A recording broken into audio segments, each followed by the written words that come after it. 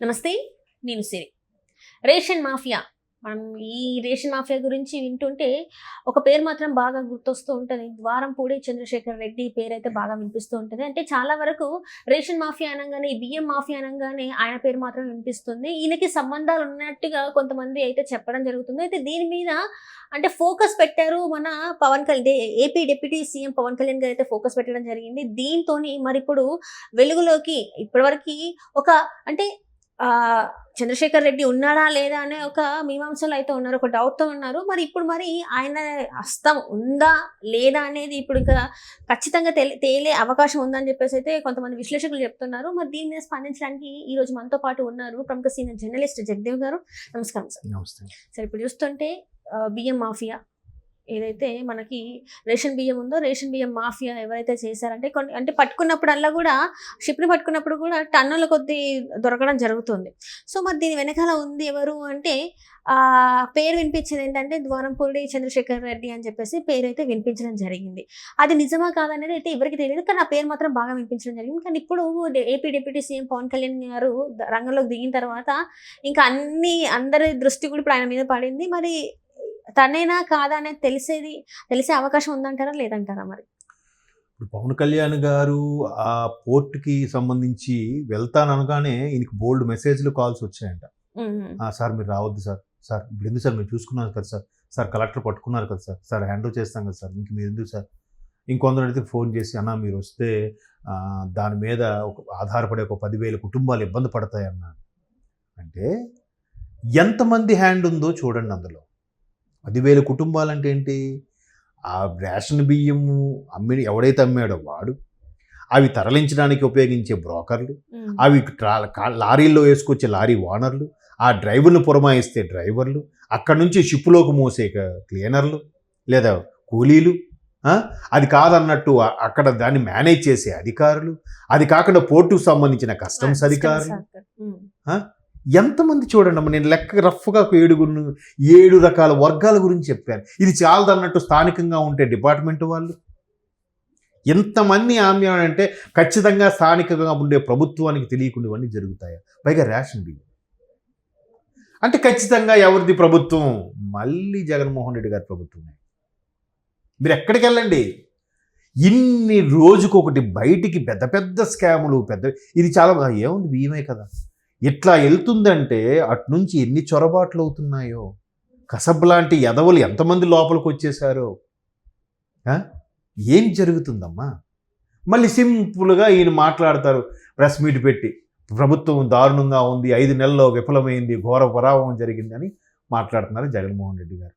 రోజుకొక ఎవడు కేసు పెట్టట్లే. నిజంగా కూటమి ప్రభుత్వం వాళ్ళు కక్ష సాధింపుగా అనుకుంటే ఇప్పుడు సగం జైలు ఫుల్ అయిపోవాలి. అదేం లేకుండా వాళ్ళు అభివృద్ధి మీద, పరిపాలన మీద, దేని మీద ఎట్లా తీసుకురావాలి, పథకాలు ఎలాగ వాళ్ళని ఆలోచిస్తుంటే ఒక్కొక్కడు కెలుక్కుంటున్నాడు. వాళ్ళే కెలుక్కొని బయటకు వస్తుంది. ఒకడు ల్యాండ్ కబ్జా, ఒకడు టికెట్లు కబ్జా, ఒకడు క్రికెట్ కిట్లు కబ్జా, ఒకడు రేషన్ బియ్యం కబ్జా, ఒకడు ఇసుక దందాగా, ఇలా ఒక్కొక్కటి బయటకు వస్తుంటే ఇప్పుడు ఒక్కొక్కడు మాట్లాడుతున్నాడు. ఎవడైనా పట్టుకుంటే నేను దళితుడిని, నన్ను అన్యాయం చేశారు అంటున్నారు. మరి మంత్రిగా ఉన్నప్పుడు నువ్వు దళితుడు కాదా? చంద్రశేఖర్ రెడ్డి గారు కాదు, వేరే విషయంలో చెప్తున్నాను. ఇట్లా మాట్లాడుతున్నారు. ఎన్ని జరుగుతున్నాయి, ఎన్ని అసలు ఎంత దారుణం చూడండి. ముఖ్యమంత్రి డిప్యూటీ సీఎం కూడా రావద్దని చెప్తున్నారంటే దీంట్లో ఎన్ని చేతులు కలిసి ఉన్నాయి, ఎంతమంది, ఎంత పెద్ద దారుణమో చూడండి కదా. ఇప్పుడు అదే ఏమన్నాడు ఆయన, ఇప్పుడు స్థానికంగా ఉన్నది ఎవరు, ఆయన ఎవరు, ఉడముండి ఏదో సంథింగ్ ఆయన కదా ఇప్పుడు ఎమ్మెల్యే కాకినాడ సిటీకి. ఆయన సార్ మీరు కొద్ది చూడాలి కదా అన్నాడు. అధికారుల మీద అయితే సీరియస్ అయిపోయాడు. మరి అంతే కదా, ఏమొస్తుంది? ప్రభుత్వం ఉన్నారు, మీరే ఉన్నారు, మీకే ఫస్ట్ వస్తుంది, అంతే కదా. అంటే ఎన్ని కాదేది స్కామ్కి అనర్హం అన్నట్టుగా ఇక్కడ నుంచి అమెరికా వరకు అన్నీ చేసేసి మళ్ళీ చక్కగా ప్రెస్ మీట్ పెట్టేసి అబద్ధాలు ఆడేసి, లేదు అంటే నన్ను ఫాలో అయ్యేవాళ్ళు, నా ఛానల్ చూసేవాళ్ళు ఫాలో అయితే చాలు, ఎవడేమనుకున్నా పర్వాలేదు అన్నట్టుగా బ్లైండ్గా చెప్పుకెళ్ళిపోతున్నారు. అవునక ఇది 5 ఏళ్ళు ఎన్నిసార్లు జరిగిందో, ఎన్ని టన్నులు బియ్యం వెళ్ళిపోయిందో చూడండి. అసలు దీంట్లో ఎన్ని చేతులు ఉన్నాయో, ఇంకెంతమంది బయటకు వస్తారో, ఎన్ని వినాల్సి వస్తుందో. అందుకే నేను ఎప్పుడు కూడా ఏమంటానంటే మారాల్సింది ప్రజలే. ఇంకా గొర్రెలు ఉన్నాయి, ఫాలో అయ్యే గొర్రెలు ఉన్నాయి, ఇంకా ఆరాధించే గొర్రెలు ఉన్నాయి. అంటే ఇది ఏంటి ఎంత దారుణం ఇది. ఒకవేళ పవన్ కళ్యాణ్ గారు మొన్న సీరియస్ అయిన విషయం చూస్తే ఇది ఇంకో విధంగా సంఘ విద్రోహ శక్తులు కూడా ఏ షిప్తో తెలియదు అదే షిప్లో ఎంటర్ అయిపోతే ఏం చేస్తారమ్మా? మరి పోర్టోలు ఏం చేస్తున్నారమ్మా? ఇది సెంట్రల్ గవర్నమెంట్ పరిధిలోకి వస్తుందా, స్టేట్ గవర్నమెంట్ పరిధిలోకి వస్తుందా? వస్తే స్టేట్ వాళ్ళు ఏం చేస్తారు, సెంట్రల్ వాళ్ళు ఏం చేస్తారు? అదేదో సింగం సినిమా చూపించినట్టుగా ఉంది కదమ్మా. మరి అక్కడ పోర్ట్లో ఉన్నవాళ్ళు, నేల మీద ఉండేవాళ్ళు, నీటిలో ఉండేవాళ్ళు అందరూ ఒకటైపోయి చేసిందా ఇది? మరి అలా చేసిందంటే ఇక్కడ నేల మీద ఉండే వాళ్ళ హస్తం కూడా ఉందా? పూర్తి స్థాయిలో వాళ్ళ మద్దతు ఉందా? లేదా వాళ్ళకి ఇవ్వాల్సిన ఇచ్చేస్తే చూసి చూడనట్టు ఊరుకున్నారా? వెంటనే ఆయన సీజ్ ద షిప్ అన్నాడు. ఆయన ఇప్పుడు సీజ్ ద షిప్ అన్నాడు, రేపొద్దున అదే షిప్ మళ్ళీ 6 నెలలతో బయటకు వెళ్ళిపోద్దేమో, ఎవరికి తెలుసు? అప్పుడు నేను కాచుకొని చూడలేడు కదా, దానికి రంగులు మార్చి పేరు మార్చి ఇది ఆ షిప్ కాదు సార్ అని చెప్తారేమో. ఎందుకంటే ఇక్కడ మాట్లాడాల్సింది అక్కడ జనాలే, అధికారులు నాయకులు కాదు. ఇప్పుడు ఇక్కడ కేసీఆర్ గారు కరోనా టైంలో ఒక 5 హాస్పిటల్ మూసారు తెలుసా మీకు? సరిగ్గా 2 నెలల్లో పేర్లు మార్చుకొని అవే హాస్పిటల్ అదే ప్లేస్లో ఓపెన్ అయిపోయి. పేర్లు చెప్పండి నేను. అంటే అక్కడ సరిగా ప్రజలకి ఇవ్వట్లేదు అని చెప్పేసి మూసేస్తే మళ్ళీ వాళ్ళు అలానే ఓపెన్ చేయడం, మళ్ళీ అదే రేట్లు పెట్టడం, ప్రజలకు అందుబాటులో లేకపోవడం. ఇప్పుడు ఒక లంచకొండి దొరికేయడము అనుకున్నామ్మా, ప్రభుత్వ ఉద్యోగం లేకపోతే ఇంకెవడో దొరికితే ఏమవుతున్నాడు? 3 నెలల సస్పెండ్, ఎక్స్ప్లెనేషన్ అయిపోయింది, మళ్ళీ జాయిన్ అవుతున్నాడు. ఈసారి 1000 అడిగి వాడు 5000 అడుగుతున్నాడు. తెలిసిందే కదా మొన్న రిస్క్ దొరికిపోయాను, బెనిఫిట్ ఆడికే అవుతుంది. మళ్ళీ అట్లా చేసినా కూడా చర్యలు తీసుకున్నా కూడా మరి అంటే అక్కడ మళ్ళీ ఆడికి లంచ్ ఇచ్చి అలవాటు చేసి ఎవరి పని ఆడు చేసుకుందామని తాపత్రయపడి స్వార్థంతో ఆలోచించితే ఎవడు? మనలో ఒకడే మాత్రం అధికారులు జీతాలు ఊరికే తిని పంది కుక్కలో బలిసిపోతున్నారా అంటాడు ఈ ప్రజల్లో ఒకడే.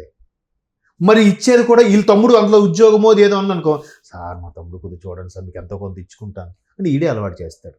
దొరికితే ఆడు నా దగ్గర ఎంత అడిగాడురా, అలవాటు చేసింది నువ్వే. అంటే ఎంతమంది డైరెక్ట్గా పవన్ కళ్యాణ్ గారికి ఫోన్ చేసి అన్న మీరు రావద్దన్న, సార్ మీరు రావద్దు సార్, సార్ విషయం అయిపోతుంది సార్, సార్ 10,000 కుటుంబాలు ఆధారపడి ఉన్నాయా? ఇది ఒక్కటేనా, ఇంకేమైనా ఉన్నాయా? అంటే మనం గతంలో చూసుకుంటే వైజాగ్ లో డ్రగ్స్ అది మరి అది ఏమైంది అనేది ఈ రోజుకి నేను బాగా గుర్తు చేశారు. అది ఏదో జర్మన్ వాళ్ళు లేకపోతే ఇంకెవరో ఇంటర్పోల్ వాళ్ళు ఇక్కడ ఢిల్లీకి ఫోన్ చేస్తే వాళ్ళు ఇక్కడ స్థానికంగా చేస్తే బ్రెజిల్ వాళ్ళు చేస్తే తెలిసింది, లేకపోతే సైలెంట్గా వచ్చేసేది అనమాట. ఆ సైలెంట్గా వచ్చేదానికి పాత్ర ఎవడిది? ఆ లారీ డ్రైవర్ ఎవడు, లారీ క్లీనర్ ఎవడు, లారీ ఓనర్ ఎవడు, అక్కడ ఉండే స్థానికంగా డిపార్ట్మెంట్ వాళ్ళు ఎవరు, అక్కడ ఉండే అధికారులు ఎవరు, కస్టమ్స్ వీళ్ళందరూ ఎవరమ్మా? మళ్ళీ భారతీయులే, మళ్ళీ మనలో ఒకలే. కేవలం డబ్బుల కోసం ఇదంతా చేస్తున్నారా? ఆబ్వియస్లీ ప్రపంచాన్ని వాళ్ళు ఏదైతే ఒక గౌరవ అధికార పదవిలో ఉన్నారో దానికి దూరం అయిపోతారు కదా, అవమానాలు ఫేస్ చేయాల్సి వస్తుంది కదా, అదంతా ఏం అవసరం లేదంట కదా. 16 నెలలు జైల్లో ఉండి 12 ఏళ్ళుగా బెయిల్ మీద ఉండే మనం ముఖ్యమంత్రిగా ఎన్నుకున్నాం. మనం ఇట్లాంటి ప్రశ్నలు మీరు అడగకూడదు, నేను చెప్పకూడదు. ఎవరికి గుర్తుంటుందమ్మా? మొన్న నైట్ ఏ కర్రీ తిన్నామంటే చెప్పగలవా నువ్వు? అంతే. బిఎండబ్ల్యూలో ఉండరా, ఆడికి వెళ్ళాలు ఉన్నాయరా 4, ఒక్కొక్క వెళ్ళ 7 కోట్లు అంటారా. ఇట్లా మాట్లాడుకుంటున్న పరిధిలో ఇంకా స్కాములు ఇవన్నీ వేస్ట్ అమ్మా. ఎవరికి మర్చిపోతుంది? డబ్బే శాసిస్తుంది.